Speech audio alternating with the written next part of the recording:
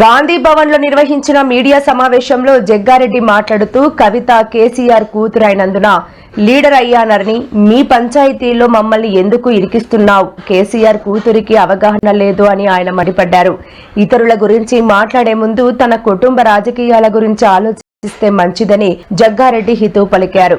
సీఎంని అవుతానని అంటూ మాట్లాడిన మాటలు తనను నవ్వొస్తుందని ఆయన తెలిపారు. కేసీఆర్, చంద్రబాబు కూడా కాంగ్రెస్ నుండి బయటకు వెళ్లిన వారే అని, కాంగ్రెస్ అనే సముద్రంలో కలిసే ఉపనదులు లాంటి వారేనని జగ్గారెడ్డి పేర్కొన్నారు. ఈ కేసీఆర్ కూతురు పెడుతున్న సోషల్ మీడియా ప్రకటనలకు వాల్యూ లేదు, పెట్టకండి. నేను అందులో పోవడానికి ఇది అది చెప్తా. కాంగ్రెస్ లో పోవడానికి కారణం ఏంటంటే ప్రధానంగా రాజశేఖర రెడ్డి గారు కారణం. నేను అలా ఇళ్ళకి రావడానికి మెయిన్ రాజశేఖర రెడ్డి సాపేక. కేసీఆర్ కూతురు ఏమన్నదంటే ఆ రోజు కామెంట్స్, హరీష్ రావు వల్లనే రాజకీయంగా హరీష్ రావుకి జగ్గారెడ్డికి రాజకీయంగా వాళ్లకు పడక, వాళ్ళిద్దరికీ పడక హరీష్ రావు మీద ఉన్న కోపంతో జగ్గారెడ్డి అప్పుడు టీఆర్ఎస్ పార్టీని రాజీనామా చేసి ఆ పార్టీకి వదిలిపెట్టి కాంగ్రెస్ పార్టీలో జాయిన్ అయ్యిండు అని కేసీఆర్ కూతురు చెప్పింది. చాలా మందికి జగ్గారెడ్డి అది నిజమా అబద్ధమా? జగ్గారెడ్డి హరీష్ రావు మీద కోపంతో కాంగ్రెస్లో పోయిండా, ఎందుకు పోయిండా అనేది వాస్తవానికి కూడా ఎవరికి తెలియదు. ఒక చర్చకు దారి కేసీఆర్ కూతురు తీసుకొచ్చింది. అందరికీ ఏం తెలుసు, జగ్గారెడ్డి ఏదైనా ఉంటే నిజం చెప్తాడు, నిజం అంటే జగ్గారెడ్డి, వాస్తవాలంటే జగ్గారెడ్డి, ఉన్నది ఉన్నాడు చెప్తాడు అనేది అందరికి తెలిసిన విషయం.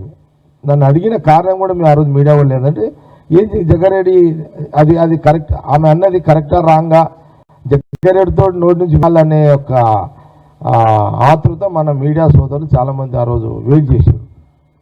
అందులో భాగంగానే ఈరోజు స్పష్టత ఇస్తున్నా.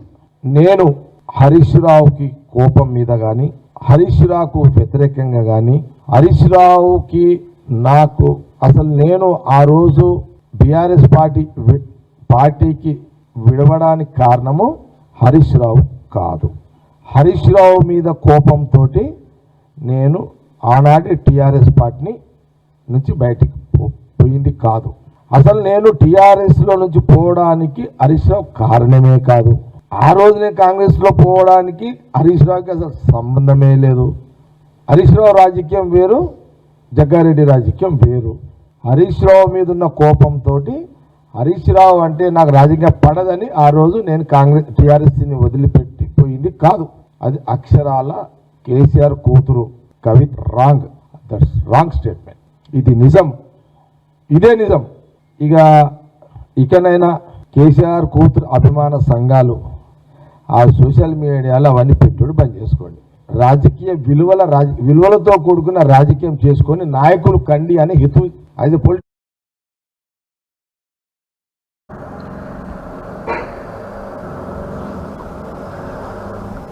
రాష్ట్రంలో చలి తీవ్రత ఒక్కసారిగా పెరిగింది. రాగల 2 రోజులు రాష్ట్రంలో భారీగా శీతల గాలుల ప్రభావం కొనసాగే అవకాశం ఉందని హైదరాబాద్ వాతావరణ కేంద్రం తెలిపింది. దీని ప్రభావంతో కనిష్ట ఉష్ణోగ్రతలు సాధారణం కంటే 2 నుండి 3 డిగ్రీల సెంటీగ్రేడ్ వరకు తగ్గే అవకాశం ఉందని పేర్కొంది. వాతావరణ పరిస్థితుల దృష్ట్యా రాష్ట్రంలోని 6 జిల్లాలకు వాతావరణ శాఖ యెల్లో అలర్ట్ ప్రకటించింది. ఆదిలాబాద్, కొమరంభీం, ఆసిఫాబాద్, మంచిర్యాల, నిర్మల్, జగ్గారెడ్డి, మెదక్ జిల్లాల ప్రజలు చలి తీవ్రత పట్ల అప్రమత్తంగా ఉండాలని సూచించింది.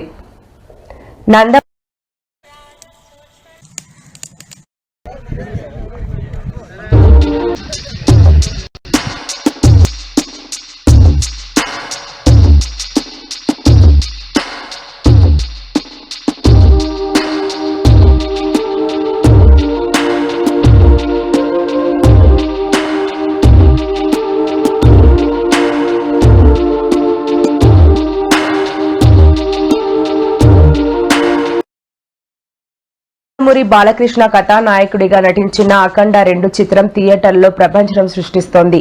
ఈ సినిమాలోని ఆధ్యాత్మిక అంశాలు, ముఖ్యంగా క్లైమాక్స్ సన్నివేశాలు ప్రేక్షకులను ఎంతగా ప్రభావితం చేస్తున్నాయంటే, ఓ థియేటర్లో సినిమా చూస్తున్న మహిళ పూనకం వచ్చినట్టు ఊగిపోయిన ఘటన ఇప్పుడు సోషల్ మీడియాలో వైరల్ అవుతోంది. సినిమా క్లైమాక్స్ లో బాలకృష్ణ శివతాండవం చేసే సన్నివేశం వస్తున్నప్పుడు ఓ ప్రేక్షకురాలు ఒక్కసారిగా భావోద్వేగానికి లోనయ్యారు. ఆమె పూనకంలో ఊగిపోతూ కనిపించారు. వెంటనే పక్కనే ఉన్న ఆమె భర్త, కుటుంబ సభ్యులు ఆమెను అదుపులోకి తెచ్చేందుకు ప్రయత్నించడం వీడియోలో రికార్డ్ అయింది.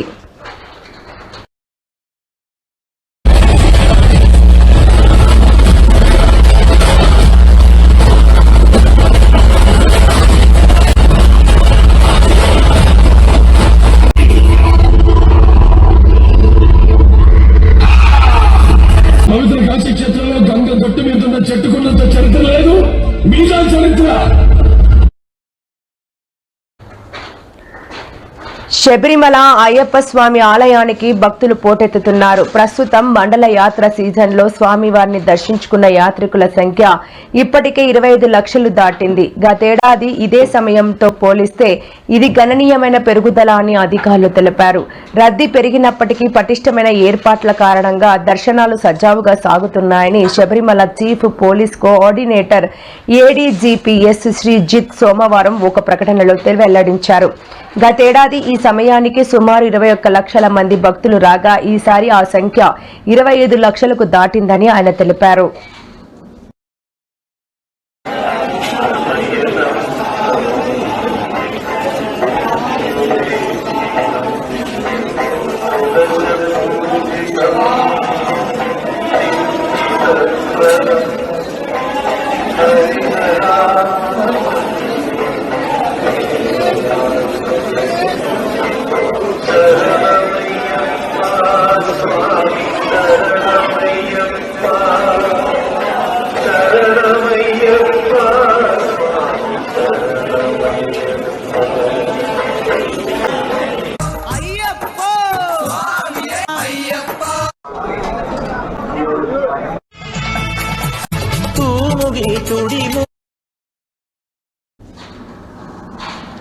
ఆంధ్రప్రదేశ్ రాష్ట్రంలోని కూటమి ప్రభుత్వం మంత్రివర్గం ఆమోదం లేకుండానే విచ్చలవిడిగా అప్పులు చేస్తోందని వైకాపా నేత, మాజీ ఆర్థిక మంత్రి బుగ్గన రాజేంద్రనాథ్ రెడ్డి ఆరోపించారు. రాష్ట్ర ముఖ్యమంత్రి శ్రీ చంద్రబాబు నాయుడు గారు రాష్ట్ర స్థూల ఉత్పత్తి త్రైమాసిక రిజల్ట్స్ రిలీజ్ చేస్తూ ప్రెస్కు రిలీజ్ చేయడం జరిగింది. అయితే ఇందులో తమాషా ఏమంటే మొదలు పెట్టడమే ఒక స్ట్రాటజీతో, ఎట్లా ఆర్థిక వ్యవస్థ అంతా విధ్వంసం అయిపోయింది అంటే చూసే వాళ్లకు స్టార్టింగే మొదట్లోనే మీరు ఏ ఉద్దేశంతో ఇది చేస్తున్నారనేది అక్కడ కనపడిపోతుంది. మీరు రిజల్ట్స్ ఇస్తున్నారా లేదా స్ట్రాటజిక్గా వ్యూహాత్మకంగా ఎవరినన్నా తప్పు పట్టేదానికి ఈ డేటా అంతా ఇస్తున్నారనేది ఎవరికన్నా కానీ ఒక సామాన్య మానవం చూస్తూనే, ఎందుకంటే ఇది విధ్వంసం అని చెప్పి 10 సార్లు 1.5 సంవత్సరం మీరు అధికారంలో ఉన్నారు. మీ పరిపాలన ఎట్లుందో చూద్దాం. ఇప్పుడు ఇదంతా మీ పరిపాలన కదా. సో ఏది ఏమైనా కూడా అంటే ఇంకోటి కూడా గమనించవచ్చు, చంద్రబాబు నాయుడు గారికి చాలా థియరీ ఉంటుంది, కానీ అన్ఫార్చునేట్గా అది ప్రాక్టికల్స్కు మారదన్నమాట. అంటే ఎటువంటి థియరీ?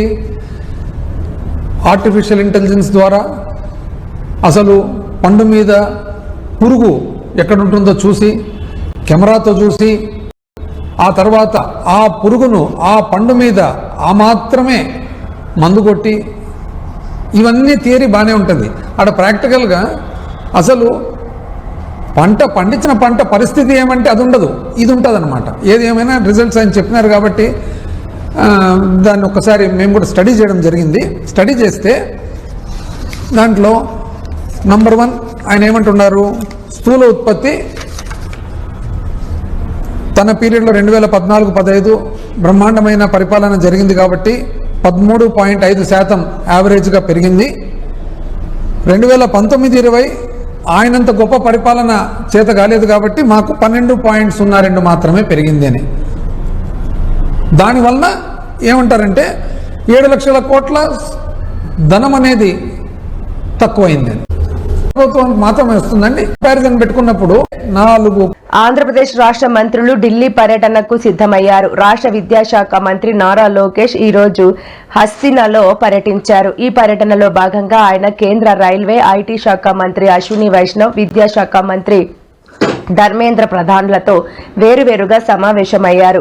రాష్ట్రానికి సంబంధించిన కీలక సమస్యలు, అభివృద్ధి కార్యక్రమాలపై వారిద్దరితో లోకేష్ చర్చించినట్టు సమాచారం. వీరితో పాటు కేంద్ర హోంమంత్రి అమిత్ షాను కూడా కలిసే అవకాశం ఉన్నట్లు తెలుస్తోంది. ఐ వెంకట్రావు రచించిన ఎయిర్టెల్ ఆఫ్ 2 స్టేట్స్ పుస్తకాన్ని ఆంధ్రప్రదేశ్ ముఖ్యమంత్రి శ్రీ నారా చంద్రబాబు నాయుడు ఆవిష్కరించారు. హైదరాబాద్ లోని ఆయన నివాసంలో జరిగిన ఈ కార్యక్రమంలో పుస్తకాన్ని విడుదల చేశారు. ఈ పుస్తకంలో ఉమ్మడి ఆంధ్రప్రదేశ్ విలీనం నుంచి 2 రాష్ట్రాలుగా విడిపోయే వరకు జరిగిన కీలక పరిణామాలను రచయిత పొందుపరిచారు. 2 రాష్ట్రాలను పాలించిన 22 మంది ముఖ్యమంత్రుల పాలన కాలంలోని విశేషాలను ఇందులో సమగ్రంగా వివరించారు. ఈ సందర్భంగా చంద్రబాబు మాట్లాడుతూ ఈ పుస్తకం చరిత్ర పరిశోధకులకు, భవిష్యత్ తరాలకు ఎంతో ఉపయుక్తంగా ఉంటుందని ప్రశంసించారు. సోమవారం AP police housing corporation chairman గా కళ్యాణం శివ శ్రీనివాస్ కేకే బాధ్యతలు స్వీకరించారు. ఈ కార్యక్రమానికి ముఖ్య అతిథిగా హాజరైన మంత్రి అనిత మాట్లాడుతూ కూటమి ప్రభుత్వం వచ్చిన తర్వాత ఇప్పటికి 509 కోట్లతో పలు భవన నిర్మాణాలు చేపట్టామని తెలిపారు. త్వరలోనే 179 కోట్లతో కొత్త నిర్మాణాలు, 412 కోట్లతో గ్రే హౌస్ భవనాల నిర్మాణం ప్రారంభిస్తామని వెల్లడించారు. ప్రస్తుతం పోలీస్ హౌసింగ్ కార్పొరేషన్ చేతిలో సుమారు 1000 కోట్ల విలువైన ప్రాజెక్టులు సిద్ధంగా ఉన్నాయని మంత్రి వివరించారు. చంద్రబాబు ప్రభుత్వం రెడ్ బుక్ పాలన తప్ప ప్రజాపాలన చేయడం లేదంటూ మాజీ మంత్రి ఆర్కే రోజా మండిపడ్డారు. మెడికల్ కాలేజీల ప్రైవేటీకరణకు వ్యతిరేకంగా వైఎస్ఆర్సీపీ కోటి సంతకాల సేకరణ చేపట్టింది. ఉమ్మడి చిత్తూరు జిల్లాలో సేకరించిన సంతకాల సేకరణ కరపత్రాలను ఇవాళ భారీ ర్యాలీగా విజయవాడ తరలిస్తున్నారు. ఈ సందర్భంగా ఆర్కే రోజా మాట్లాడుతూ ప్రజల నుంచి మెడికల్ కాలేజీ ప్రైవేటీకరణపై నిరసనలు స్వచ్ఛందంగా మద్దతు తెలిపారని ఆర్కే రోజా అన్నారు. వైఎస్ జగన్ 12 మెడికల్ కాలేజీలకు అనుమతి తీసుకొచ్చారు. వైఎస్ జగన్ పేరు చేరిపేయాలని చంద్రబాబు ప్రభుత్వం మెడికల్ కాలేజీలను ప్రైవేటీకరణ చేస్తుంది. ఈ ప్రభుత్వం మెడికల్ కాలేజీలని ప్రైవేటీకరించడాన్ని ప్రజలు ఎలా వ్యతిరేకిస్తున్నారో ఇప్పటికైనా కూటమి ప్రభుత్వం స్పష్టంగా తెలుసుకోవాలని కూడా ఈ సందర్భంగా తెలియజేసుకుంటున్నా.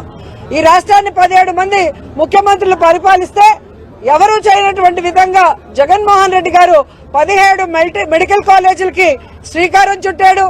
పర్మిషన్స్ తెచ్చి వాటిని కన్స్ట్రక్ట్ చేయడం కూడా జరిగింది. 7 పూర్తి చేశాడు.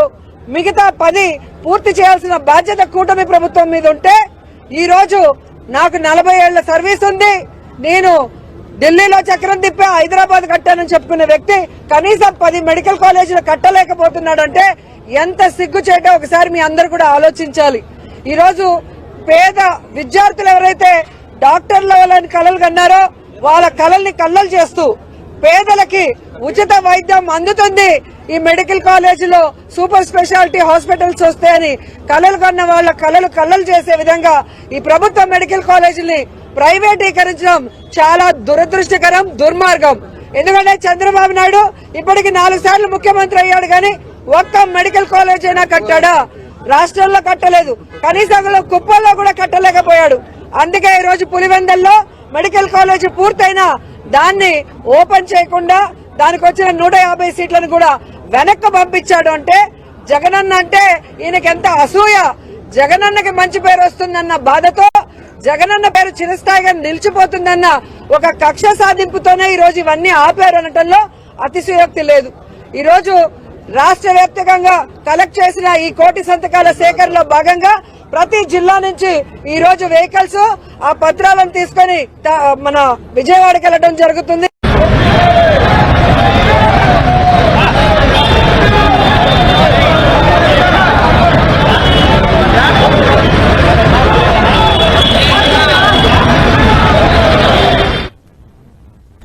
మెడికల్ కాలేజీల ప్రైవేటీకరణకు వ్యతిరేకంగా వైసీపీ ఆందోళన మరింత సమాచారం. చంద్రబాబు నాయుడు గారు వస్తుందని దాన్ని ఈరోజు మార్చడం జరుగుతుంది. తిరుపతిలో ఇంతమంది